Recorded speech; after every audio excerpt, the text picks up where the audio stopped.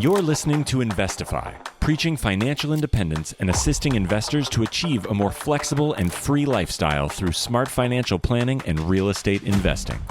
If leaving the corporate world and jumping into this thriving industry is what you desire, tune in and listen to stories of like-minded individuals who made the leap to financial independence. Equip yourself with the right tips and tricks to start your real estate journey, making active or passive ventures that are highly profitable and rewarding. Here are your hosts, Craig Kurlop and Ziana McIntyre.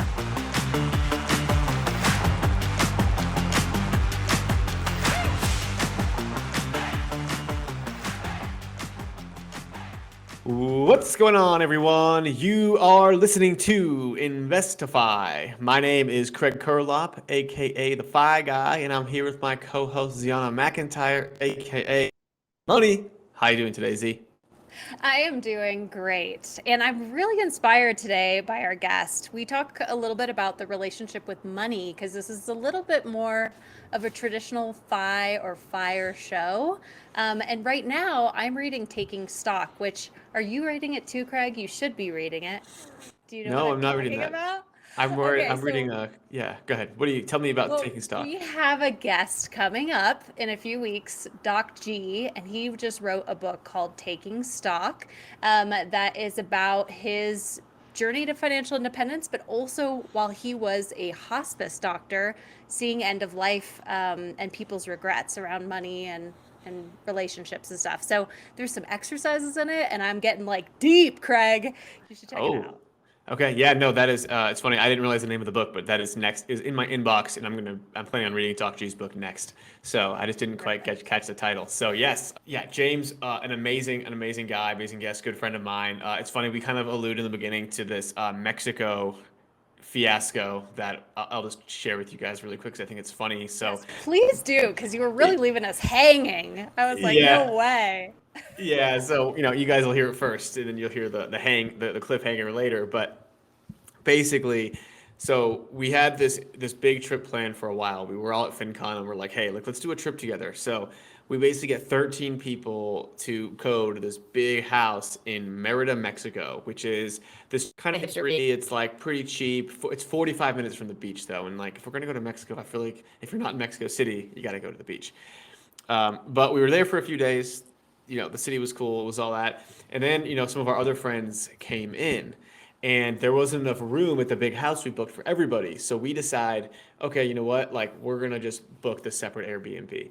And this Airbnb that we bought was absolutely horrible. Like, there were cockroaches. My friend is allergic to cats, and he like woke up with his eyes like swollen shut.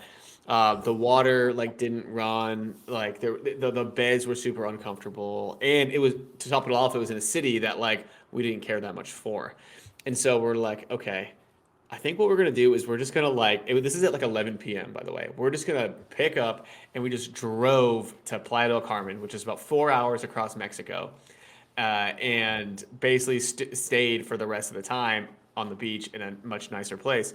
But all the while, we were paying for both places at the same time. But so it was just like this fiasco. We basically we had to leave without telling these guys. So we kind of felt bad that, we kind of ditched them. But so super funny story. But it was definitely a good memory. And I think that, some of the good things about financial independence is that hey, if you're in a place that you really hate, you can book another place and pay double the cost of living for a week to make sure that you and your spouse and whoever else you're with are comfortable. So, and granted, Mexico's not that expensive, so it wasn't too bad. But yeah. But I'm surprised you didn't get a refund because that sounds scary. We got like an extremely partial refund. It was like $400 for the whole, we maybe paid like $2,000 for it total amongst the five of us, and I think we got like a $400 total refund. Well, that's terrible. But that's my story. I'm sticking to it. So let's bring him onto the show. Hey guys, if you're thinking about becoming a real estate agent like us, you might want to go to Kaplan. That's where I got my license, and I found that they made all this really dull information actually kind of interesting and very memorable. So if you're looking at getting your license, see if they have your state. They cover a lot of states, but not all of them. And if you want to get a little discount, use our code INVEST2. So the word invest and the number 2. Thanks, guys. James Lowery, my man. Welcome to the show, my friend. How you doing today? I am doing great. Thanks for having me. Dude, thanks so much for coming here. We have a funny story of how I escaped James's fun in Mexico. It's maybe a different story for a different time. But basically, the gist of it is we got really scared and had to leave the city of Merida, where they were all staying, and had to flee to the beach. So, but James, I want to hear all about your story. We'll save my stories for later. Tell us where you heard about financial independence and when that all came to be for you. Yeah, so I was actually working at a physical therapy clinic. I was a manager at a physical therapy clinic, and a patient was talking to her therapist about the site that she had found. And essentially, she said, if I had found out about this website like 10 years ago, my husband and I would be retired. And I was like really interested in what that site was. So I asked the therapist, I was like, what was that website that she was talking about? And her therapist said, I'll check it out and I'll let you know what I think. Like, she was like gatekeeping the information from me. And so that pissed me off. So I went to her desk and like picked up the sticky note that she had put face down on her desk. And so I went and looked at it, and it said MrMoneyMustache.com. And so to me, it was like, this was information I wasn't supposed to have. And so I just like dove head into it. That's so funny. So she did not want you to retire because obviously you were her ticket to retirement, probably. Right. I guess not. I don't know. It was weird. It was such a like weird scenario. And but I'm happy it happened, because obviously maybe I wouldn't have been like so into it if someone hadn't tried to keep the information from me. Yeah. And when was this? What year was this? This was in 2015.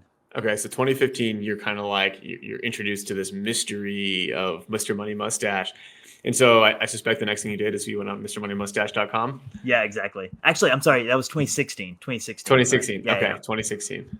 So yeah, tell us what happened after you saw the mystery site. Okay, so I saw the mystery site. I'm like reading all the information. I'm like going through the blog posts. I'm going through the forums, and I'm like, I mean, this is day one, and I'm like really, really interested in the information here. So I go home. My wife and I live in like a fancy condo at the time, and she comes home, and I've already cut down the air conditioner, right? So the air conditioner is working less. I've already like changed the heat on the hot water heater, and like she comes in, and I just like blast her with all this information. I was like, we're not shopping anymore. We're not doing this. We're not doing that. And it was like obviously the worst way that I could have posed this idea to her. And so that was initially what happened. Wow. So you were married at the time where you were figuring all this stuff out. Correct. Okay. And so yeah, tell us like how did your wife react? I mean, it went as poorly as that could ever go, right? So she was like, I don't understand what you're talking about. I was like, we're not going out to eat with like every night we were going out to eat. Not every night, but like a few nights a week we were going out to eat. I was like, we're not doing that anymore. We're not shopping. We're not doing this. We're not doing that. Like, we're going to save a ton of money and we're going to retire early. And to her, she's like, it doesn't even sound like it's real. Like, this kid's falling into some MLM or something, right? But I think that she knew I wouldn't do that. But so that's exactly like what happened from her perspective. She's like, I come home and all of a sudden my husband is like a changed person. And now my life is looking completely differently. And so I did not do that. Mr. Money Mustache was also my gateway. And it's funny because he kind of jokes that it's a cult. And it is. It's like you get so excited about it, and then you can only really relate to people that are doing the same thing, right? So I could totally see how she was a little freaked out, especially because you were already married. So she stuck with you.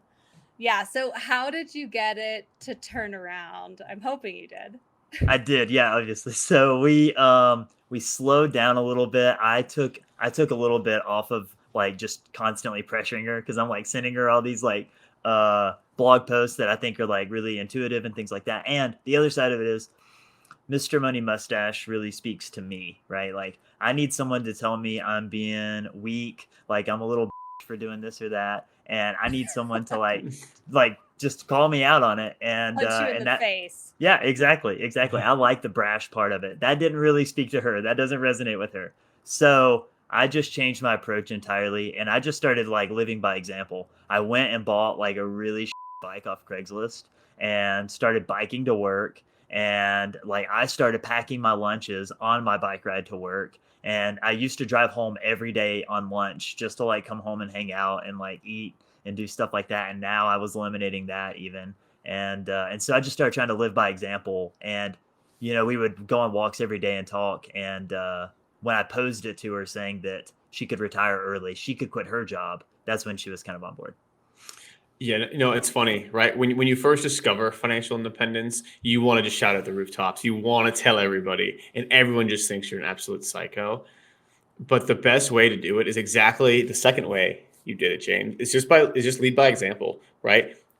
Start cutting your lunch, start house hacking, start doing something that's going to drive you towards that goal.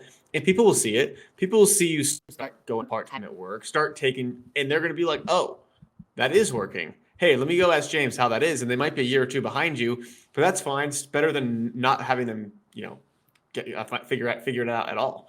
So I love that approach, James. And so I guess what were you making at that time? And what was your wife making at that time? So yeah, I was, like I mentioned, a manager at a physical therapy clinic. I was making like 40 grand a year maybe. And my wife Emily is an engineer, and she was making around 70 at the time. Okay, so as a combined, you're making 110,000 a year, which at that time definitely is a good amount, right? That's before all these inflationary craziness is happening. So you make $110,000 a year, which is still a lot of money for that time together. But you gave Emily that kind of gateway, that light to say that hey, she could also quit her job, and that's what kind of got her on board. And so when you started your financial independence journey, do you know how much you were spending as a relation to how much you were making? Well, kind of, in the fact that we literally were happy if we had $1,000 in our checking account. Like after all was said and done, when the monthly expenses would come out, like our mortgage and different things like that. And if we had over 1,000, we were like, oh, okay, yeah, we're safe. So essentially we were spending all of it that was coming in. Wow. So you were, yeah, that's insane. And so do you know what you were spending that money on? Yeah, just anything and everything. Like it was like, anytime we decided to pick up, and again, this is kind of leads into the whole fire portion of it, in that if I'm in something, I'm 100% in something, right? So we decided oh, let's start running again for, health. And so I bought track spikes, right? And it's such an unnecessary purchase. I had plenty of shoes that I could have ran with. I bought a kickball because I wanted to be competitive in our work kickball league. We would go out to eat all the time. We bought cars, we had nicer things all the time. Shopping was a big thing for my wife. She really enjoyed having not necessarily even nice clothes, just multiples of the same clothes. If it was a dress that she really liked, she had it in 5 prints. And so it was just nonstop, just little things that just leaked out. Yeah, and that's kind of what America breeds, and that's what society breeds as you're growing up. You're supposed to spend what you make. Everyone asks you how much you make, not how much you're worth, right? So that's always the big question. And I think figuring that out, at such a young age, I think is amazing, because so this is 2016 that you're kind of discovering this. What are some of the first? So you mentioned you started cutting food and all that. What were some of the things that your wife started to do as well? Yeah, so she started to pack her lunch as well. Once we got on board, and she was really she actually was cool with me. Just she trusted me when I said, if we do some of the things that I'm talking about, if we implement some of the big ones particularly, then we can retire in 5 years, right? And she trusted me, and trusted that I had our best interest at heart, and that I wouldn't lead her astray. And so she just kind of hopped on board. And particularly, I remember we went to a Camp Fi, and once she saw that there were other people that existed that had already done this, not necessarily even on the path, normal people that had done this, that made a lot more sense to her, that this is actually achievable. Okay, so you've convinced your wife. You're starting to save more money. What are you able to? Do you know what you're immediately able to get your savings rate to? So we sold our expensive condo and bought another condo for a fourth of the price. And so our just that alone, we were saving over $1,000 a month just there. And then the biking, the work, all that kind of stuff. We were pretty poor about tracking our spending at the beginning, and we've never had a budget. I'm the anti-budget guy. So so I can't tell you exactly what we got it down to. Yeah, no, but just the fact that you knew what the biggest killers were, right? And everyone knows this. It's housing, transportation, and food. That's all you did. No budget, no spreadsheets, no thinking about it. Now that you've done that, I suspect it took you a few months to implement that. We're probably towards the end of 2016 now. When did you buy that second condo, the cheaper one? Yeah, so we actually closed on it in December of 2016. Boom, I'm good. And so Yeah. end of 2016, early 2017 is kind of when you're really like you're now at the savings rate that you probably want to be at. And so what happened? So are you just basically working and saving, or what's going on in 2017? Yeah, so in 2017, my wife actually got a work assignment in St. Louis, and the way that it was structured with her bonus, because she was going to be traveling for work, they were going to give her per diems. She had like a rent allowance, like all these different things. It essentially replaced my income, and so we were like, well, let's just quit and go to St. Louis and have a little experiment there. So we quit our job, or she kept her job. I quit my job, and we went to St. Louis for 6 months. And I ended up finding another job at a physical therapy clinic there. And then when we came back, I actually got the same job for a raise. Hey everyone, big news. Investify has now partnered with Rent Ready. And yes, we've partnered with Rent Ready because that is the software system that both me and Ziana use to do property management for our rental properties. It makes things super easy. We can send applications, get background checks and credit checks. Tenants, when they come in, can pay rent automatically through there. They can submit maintenance requests, do everything you need to do for property management all in one place. That's why Rent Ready is the thing that we've done. I've been using them for years now. And that's why we reached out to them for a relationship on the show. And so again, super excited to have them on board. If you go to rentready.com and use the code Investify, you'll get 50% off your first 6 months. That's right. 50% off your first 6 months. If you go to rentready.com, sign up and use the coupon code INVEST2FI.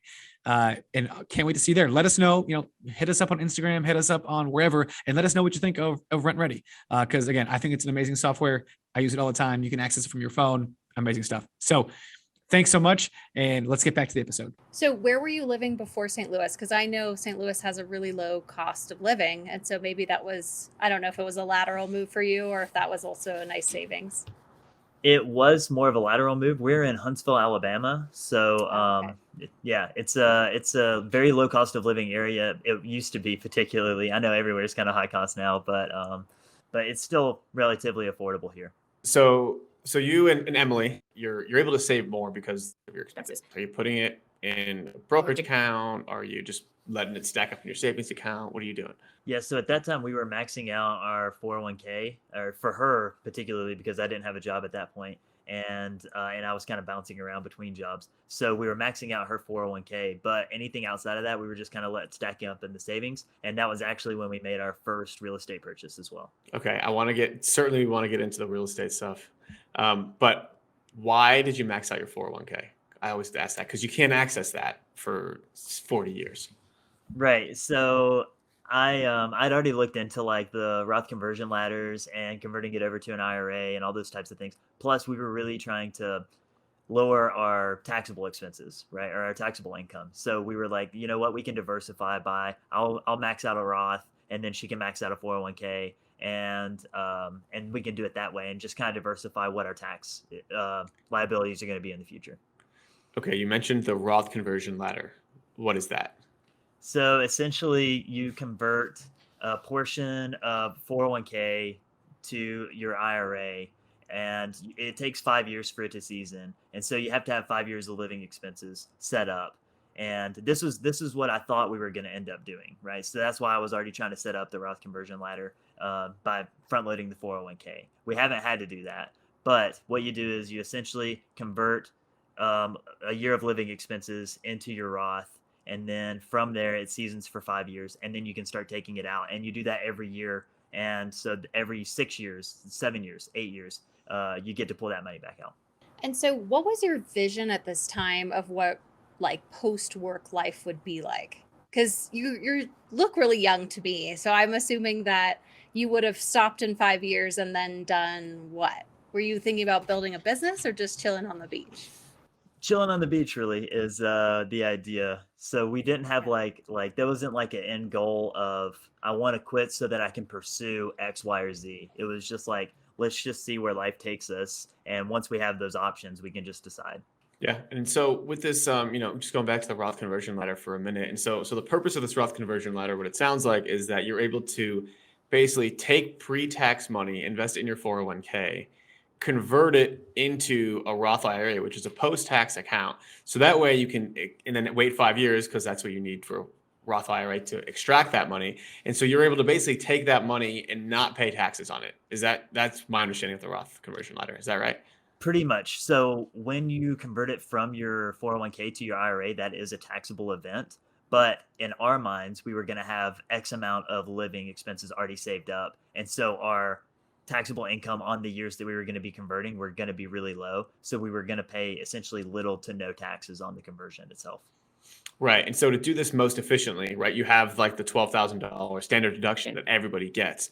And so while $12,000 probably is not enough for anyone to live on, if you wanted to take it out and actually pay zero taxes in a year where you make $0 in income because you're financially free and you're just not making any income, right, you're able to, convert that, make $12,000 to the IRS, but take that $12,000 deduction. So then therefore your effective net income is zero. And that's a way kind of around paying taxes on at least that $12,000. Exactly. That's my understanding of it. Okay, me too. So hopefully we're on the same page. So when we were talking about your house before, did you guys rent it out when you went to St. Louis? Because I'm kind of curious where your interest in real estate spiked from.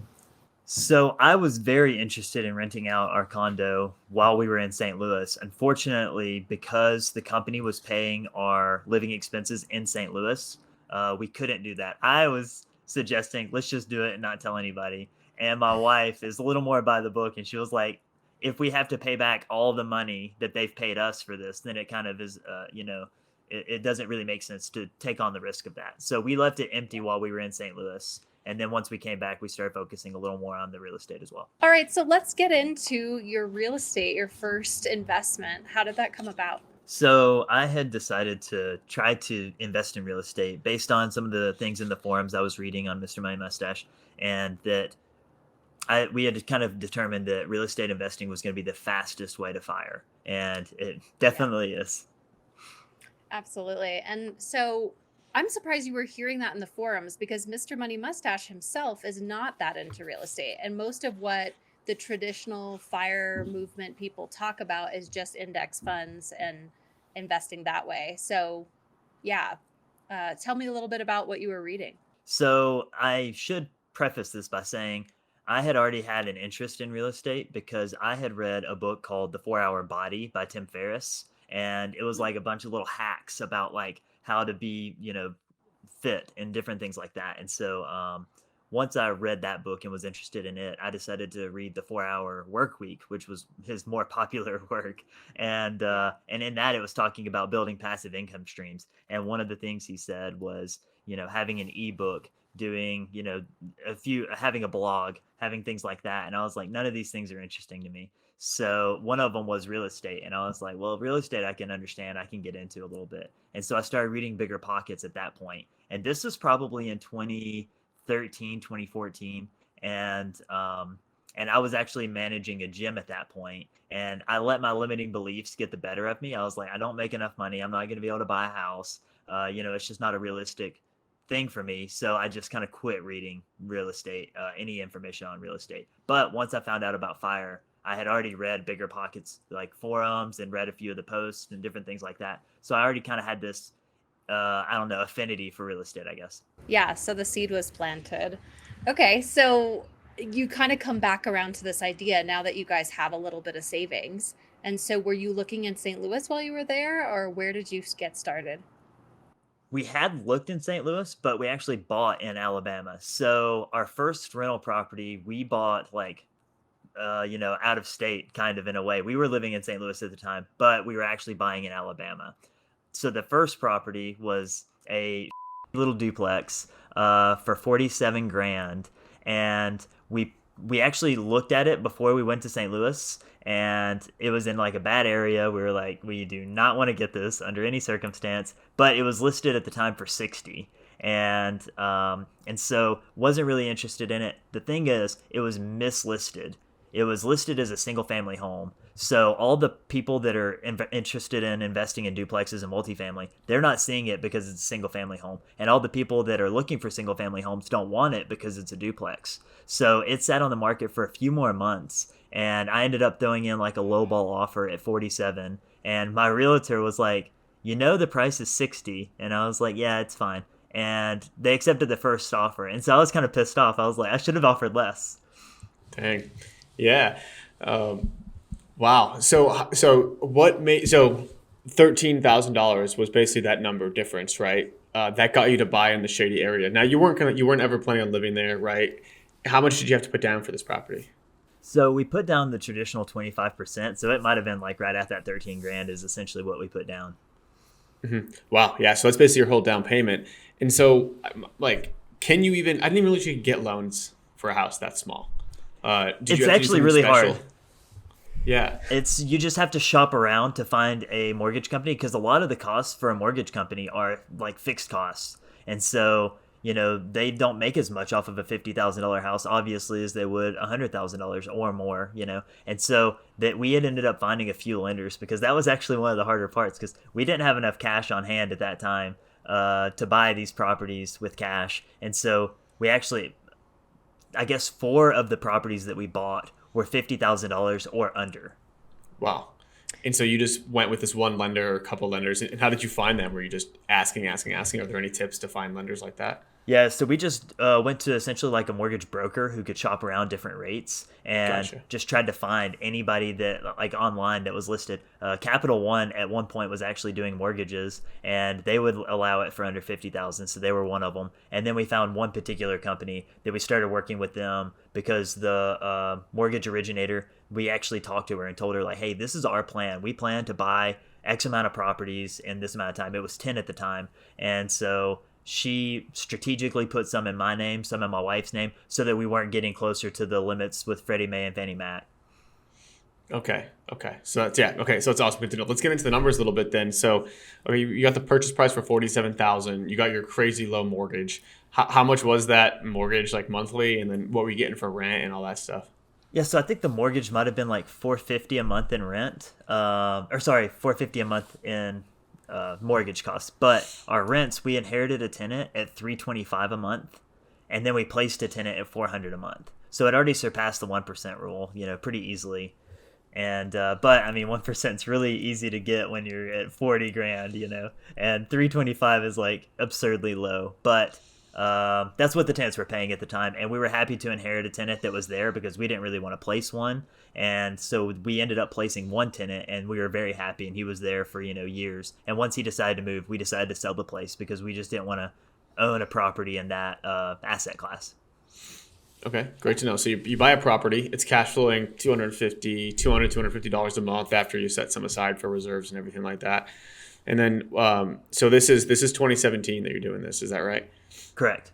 And so when did you sell it? So we actually just sold it in 2021. So last okay. year. Okay. So you sold it, and what'd you sell it for? Sold it for 130, I think. Yeah. Boom. Look at that. Like wow, almost triple your value, right? And so that's incredible. And so what did you do, I guess, after that first one? So so I guess it looks like you got a couple $100 a month coming in. You're starting to see the power of real estate. What happens next? So yeah, exactly what you said. Like we saw the rent money was coming in. I was like, this is easy. I'm winning at real estate. Like this is the easiest thing I've ever done. And all it would have taken is like, a toilet to go bad or something like that. And like that would have just wiped out all the cash flow for, a few months. But anyways, we found a house that had a mother-in-law suite off of it. And so we were like, okay, this is perfect. 2 more units. And it's really listed as a single family home. So people that are looking to rent out an apartment aren't very interested in it. So we're kind of going into this like little rabbit hole of finding places that are not necessarily mislabeled, but something that other people aren't as interested in.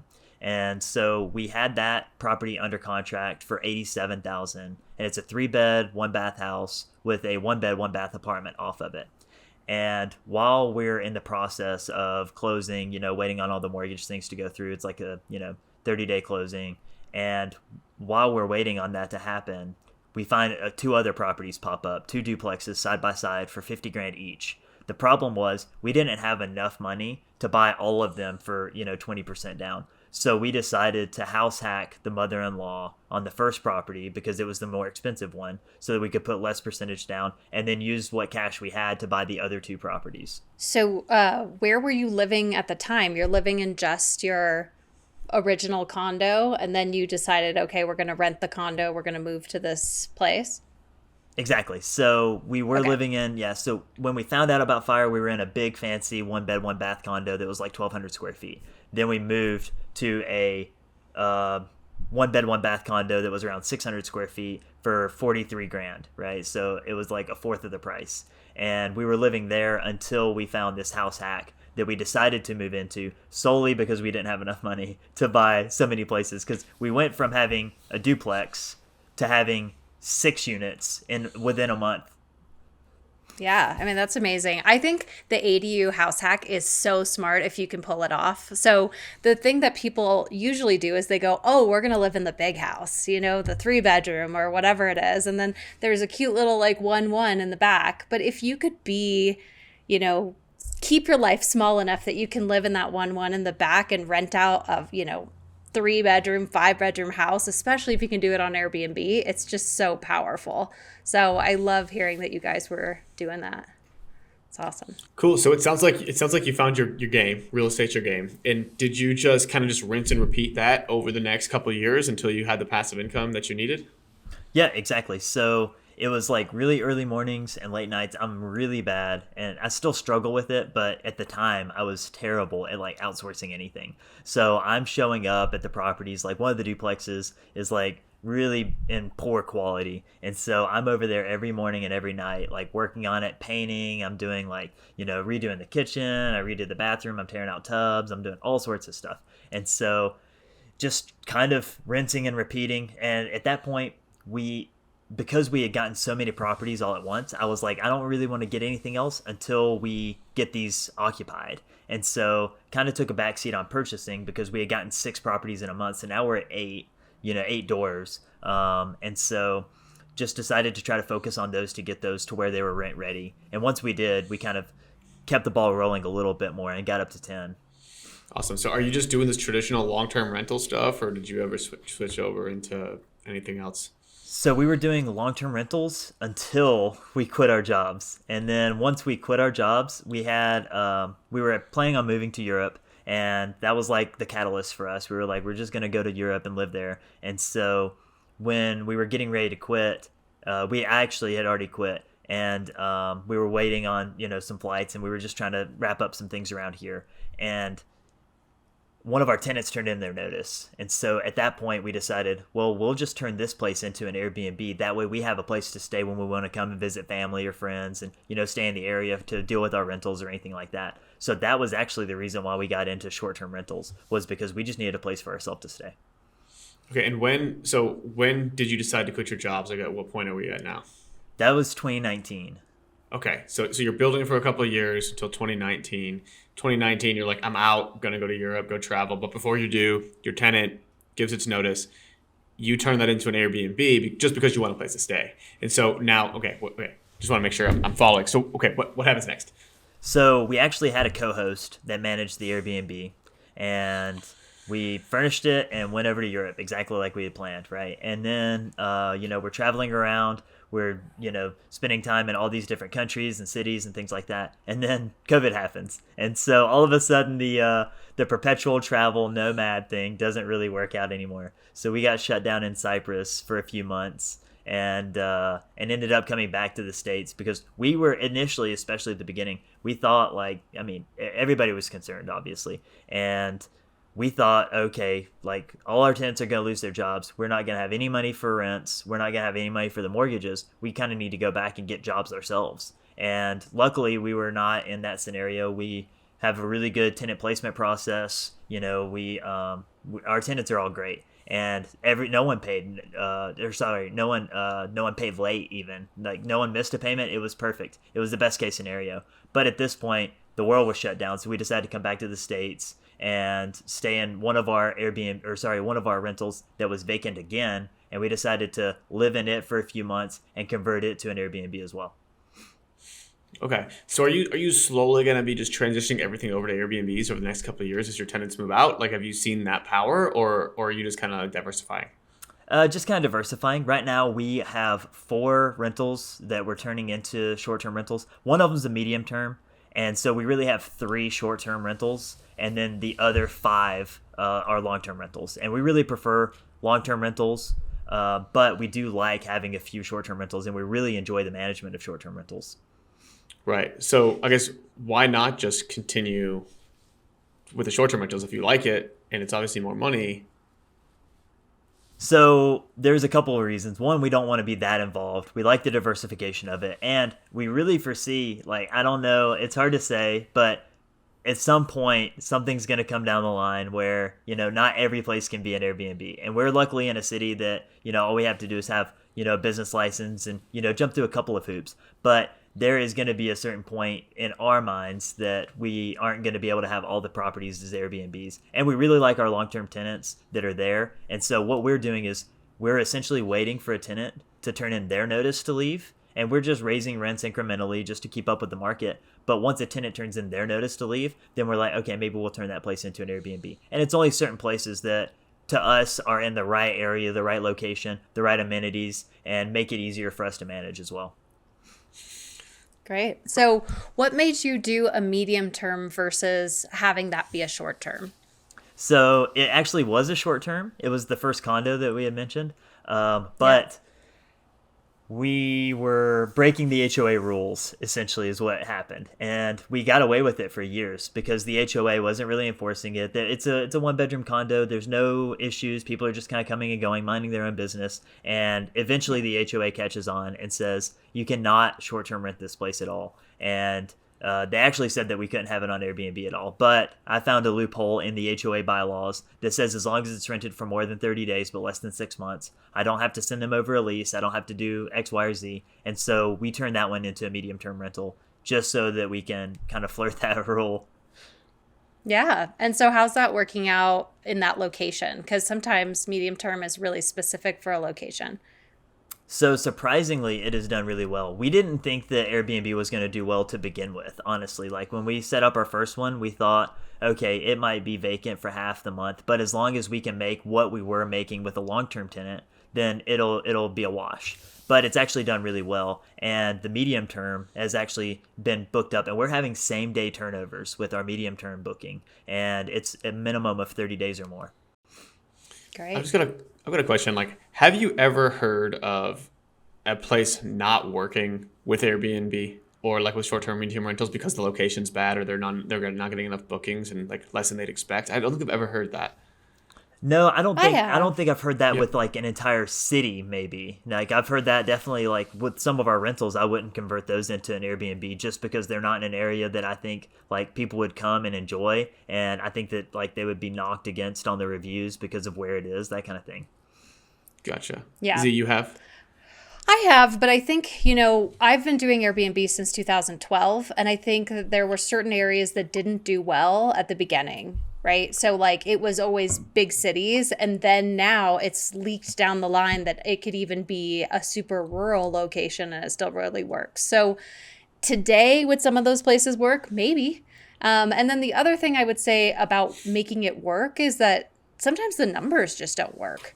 If you look at what the high cost of mortgages is now and just the high cost of homes in general, yeah, a lot of times the numbers don't actually make sense and people don't realize that.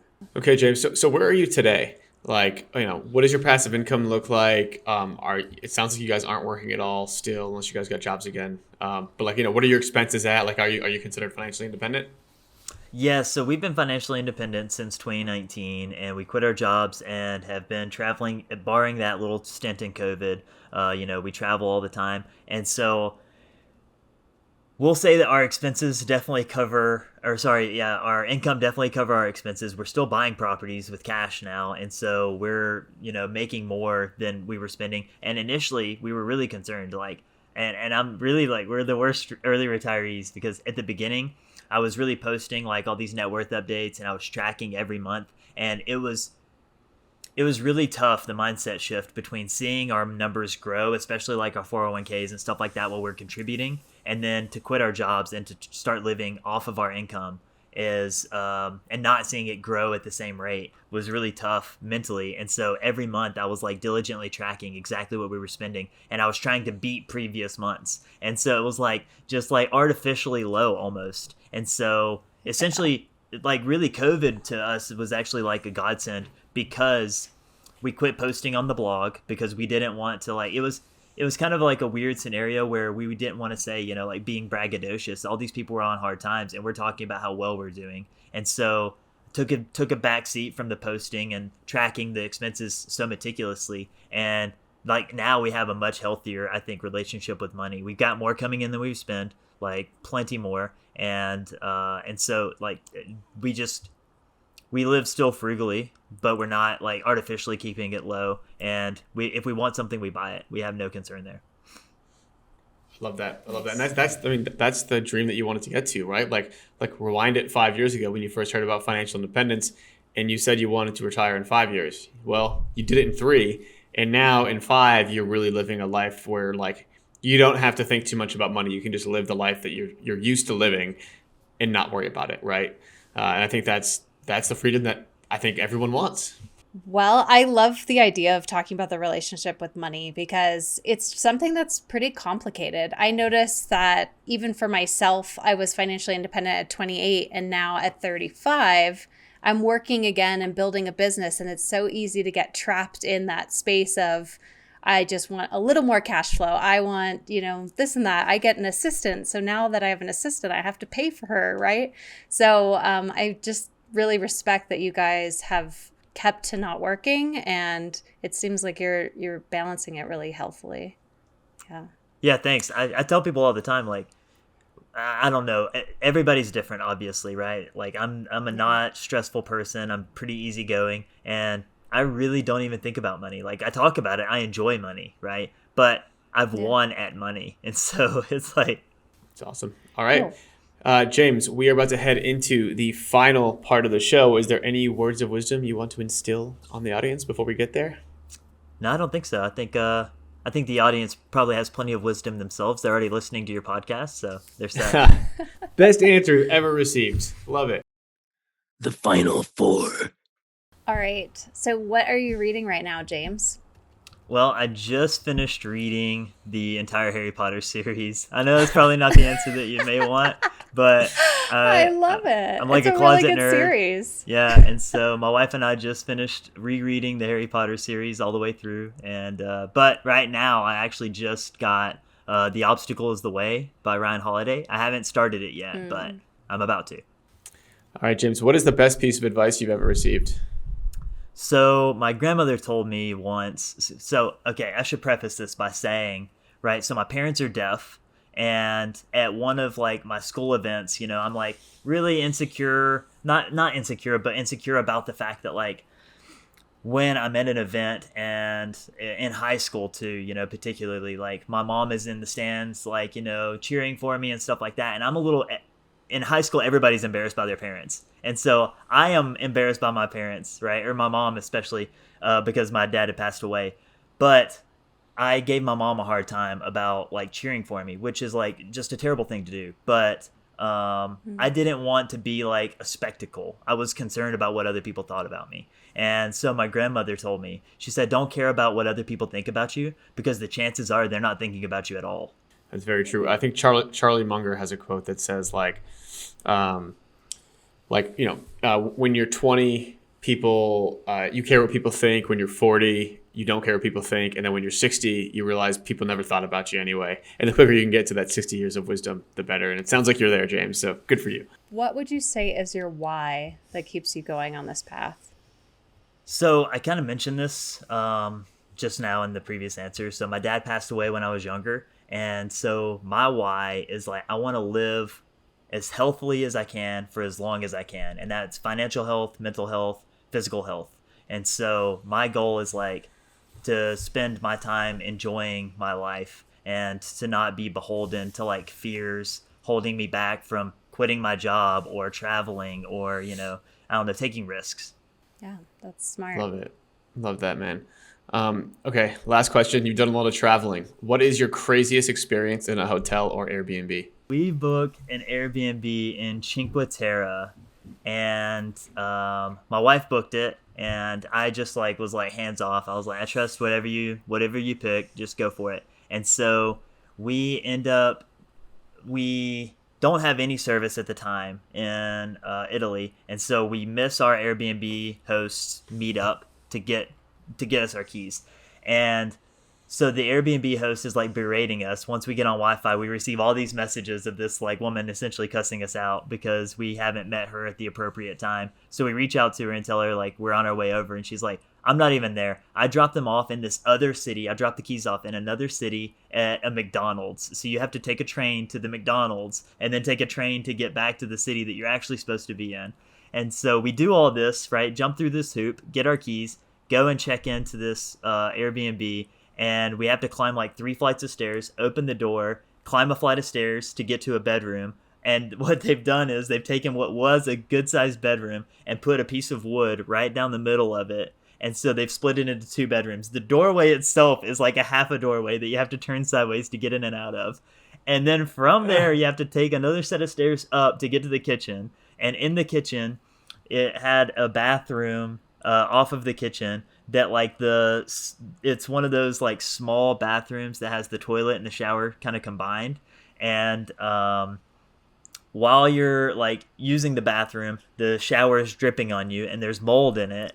And and then that night we lay down to go to sleep. We're gonna spend the night there. Like it's too late. We're just gonna stay the night there. And we lay down to go to sleep, and we can feel the whole building swaying with the wind. It was like we were on a cruise ship.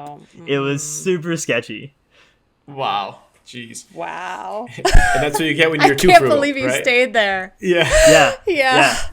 Exactly. So we didn't stay. We only stayed that one night. We ended up booking another place the next night. But I pulled up like Airbnb and was getting ready to send over like a message to them explaining why we weren't going to stay there because it was not as advertised, all these types of things. And then like I pull up the listing and like one of the first sentences says, "It is a traditional home set across like 3 floors." And so I was like, well, okay, the stairs were expected, I guess. I just didn't read the listing because I let my wife book it. And so she got a little hard time about it, but the next place she booked was perfect. So she gets a pass. Okay, you let her book the next place, huh? Yeah. That's awesome. All right, man. Well, where can people find out more about you? Yeah, so we are pretty active on Instagram at Rethink the Rat Race, and we have a website, Rethink the Rat Race. And I know we've talked a little bit about long-term rentals and short-term rentals. We actually have a free calculator on our website. It's rethinktheratrace.com/calculator, and it's like a fun little tool that I created that lets you plug in what your rents are and how much more you can make as a short-term rental versus long-term rental.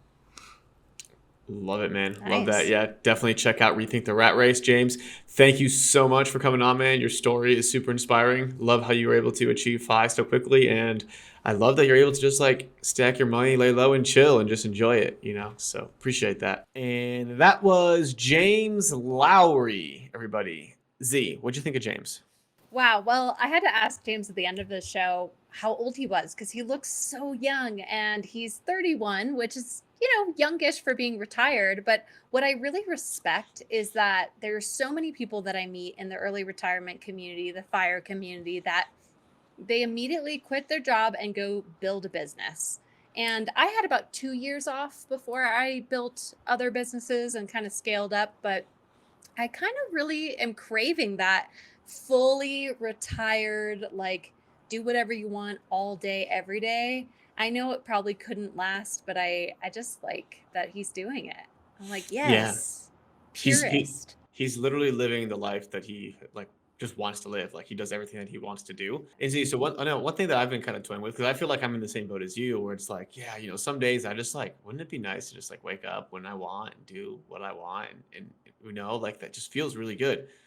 But the thing is like we can do that, right? We just have never. Have you tried it? Have you tried just like waking? Book it out a week in advance. I could do that. I mean, a week's like not calendars. Yeah, a week's not that long, right? I mean, you got some obligations, right? Yes. Sure, but like, I kind of have started like instead of like waking up like an alarm clock. This past week, I've woken up without an alarm clock And I still wake up, between 5 and 6 usually, but I kind of just, I mapped out what my ideal day was. And now I'm just trying to stick to that. And, I'm not perfect about it, but this week I've kind of been pretty good with it and it's felt really good. So, I think, I love that. yeah, I really do think that we can achieve, we can live the life that we want. We just have never tested it. Test it for 3 months. And if your business is going down the tubes, then okay, pull back. Right.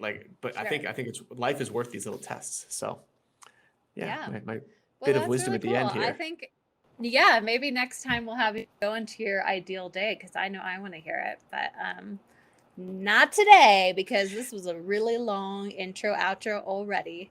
Yeah, fair enough. And guys, so if you haven't already, please leave us a rating and review on iTunes. Hit us up on Instagram. We're always wanting to, just engage with our audience, and we want to know that you're listening. And so, thank you so much, and we will see you all next week. That's it for this episode of Investify. We hope that these nuggets of real estate wisdom lead to more savvy financial planning and a clearer path towards financial freedom. For more content like this, subscribe to the show at investify.com. Don't forget to leave a rating and share it with your friends. Together, we can transform more real estate newbies into successful and clever investors. Thank you so much for listening. See you on the next one.